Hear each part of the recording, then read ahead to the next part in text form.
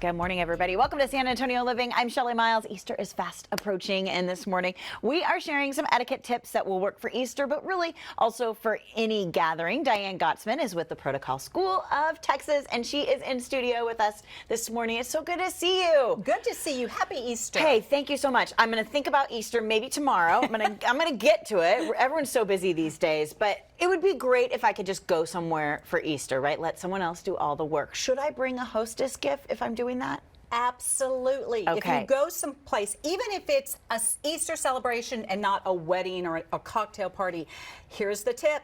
Have some flowers sent in advance. Don't show up with a bouquet of flowers. That is so smart.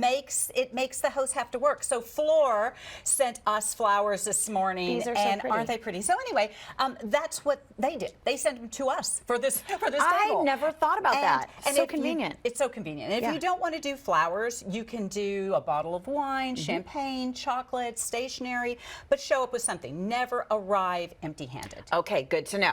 All right, now here's some tips for you if you're maybe hosting Easter. A good idea, set the table the night before. We're so worried all the time about what it's going to look like. If you plan for it in advance, a night in advance, a week in advance, set the table if you can. Make sure you have all of the utensils. This is a really dumbed down version, so cute, of course. Right? So it's, cute little napkin ring, and you can even use plastic plates. You will notice the bitty nibbles over here in the bunny. I got it, a little cheap plastic from our local grocer.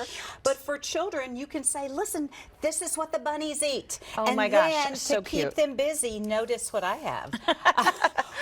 Too much fun. Yeah, so you have to think about what's at the table. And if you notice the little cup with the chocolate next to it, it's really a hollowed out chick. And you can put chocolate milk in it and they can drink from it. Or if you're an adult, you can have a little bit of Kahlua. So this is what you do. You take an egg that's hollow, cut a little hole, add a straw, and put in whatever you would like. Such a great idea. Yes. Now I know there's an actual purpose for the bunnies to be hollow. But you can bite off those ears and pour it in however you would like. So smart. So I think that what's important is to make the table interesting. And I did this myself. So it's a basket I had in my closet. Okay. I used some foam right here, some of this styrofoam.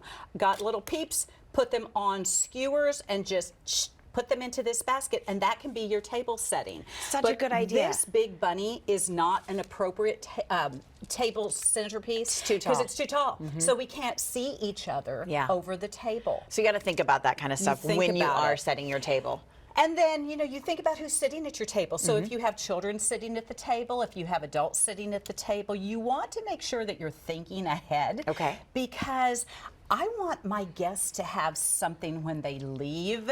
Smart. Now, it could be big or small. So Wolfgang knows how much I love Marty, my poodle. And when I had him groomed this week, they surprised me with this basket full of dog treats. And this might be way too elaborate to give as a gift for some, but maybe a little bag of dog treats, or maybe a little chew toy, for your favorite pet or for your favorite friend. Some packets of seeds. Oh, that's a good idea. So they're walking away with something that they can enjoy. If you're a gardener, if you are a car buff, like your son or daughter perhaps, maybe a little sponge or just something to say, I'm remembering you. And of course, that's when they walk out the door. You want to give them some sweet treats before they leave. So always have something decorative that they can have with their coffee or their tea, or kids and adults alike always love sweets if they can have them. Very true, very true. And we've got plenty here this morning. I love that. Set it out. Looks so very festive on the table. Very cute. Lots of fun. All right, let's talk about Easter dinner, perhaps maybe buffet etiquette. Yes. Because a lot of people do it differently. Some have a sit-down dinner. Some do a buffet. What do I need to know? Well, a sit-down dinner is fabulous. But if you are, because there are certain rules for that sit-down dinner that we have talked about, but we haven't talked lately about about a buffet meal. Okay. So when you're going through a buffet, so if you are a host, by all means put it all out and let your guests serve themselves. But Okay. for guests, you want to make sure you are not shoving the person in front of you. Out of my way, I'm getting to the buffet first. You take one plate at a time. Don't double plate.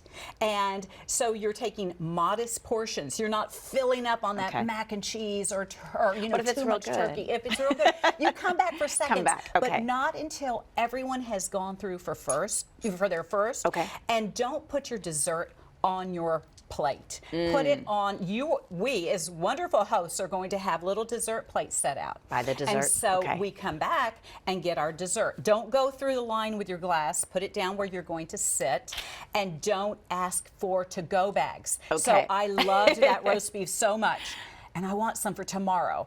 But I can't say, Shelley, can I take some of that unless you say, Would you "Listen, like to take some? by all means, take whatever you would like." Okay. And then have little to-go boxes ready so your guests can take them and go. But you know, that's not probably going to happen when you have so No, much good food. I'm not and gonna have so any left many- over. So many kids. Well, when you have kids that are going back to college, you're loading them up. That That's is the reality. so true, so true.